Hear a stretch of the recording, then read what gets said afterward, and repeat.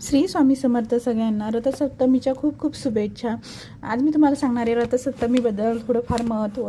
आणि या दिवशी सकाळी लवकर उठून आपण अंघोळ वगैरे करून सूर्यदेवताला जल अर्पित करायचे आहे। एक तांब्या घ्यायचा आहे, त्याच्यामध्ये पांढरे तीळ टाकायचे आहे आणि नंतर आपण हळदी कुंकू आणि फूल टाकायचं आहे। लाल फूल असेल तर खूप चांगलं, माझ्याकडे नव्हतं, मी पांढरं टाकलेलं आहे, तुम्ही लाल पण टाकू शकता। नंतर आपल्याला हे जल सूर्यदेवताला अर्पित करायचे आहे।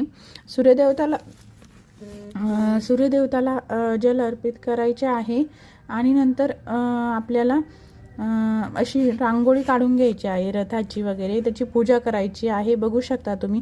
नंतर काही काही ठिकाणी या दिवशी दूध उतू जाण्याची प्रथा आहे। म्हणजे काही भागामध्ये या दिवशी दूध उतू घातले जातात। तर काही ठिकाणी या दिवशी ज्यांच्या हळदी कुंकू वगैरे राहिले असेल ते पण करतात। आणि काही ठिकाणी बोरनाहन वगैरे, छोट्या बाळांची बोरनाहन वगैरे राहिली असेल तीही या दिवशी केली जाते। या दिवशी कुणाचं वाहन वगैरे राहिलेलं असेल ते पण या दिवशी दिलेले जाते। अशा प्रकारे हा रथसप्तमीचा सण साजरा केला जातो। तुमच्याकडे कसा करतात ते मला कमेंट करून नक्की सांगा। चला तर मग भेटूया अशाच एका नवीन व्हिडिओमध्ये। तोपर्यंत स्वस्त राहा, मस्त राहा, आनंदी राहा आणि स्वतःवर भरभरून असं प्रेम करा। श्री स्वामी समर्थ।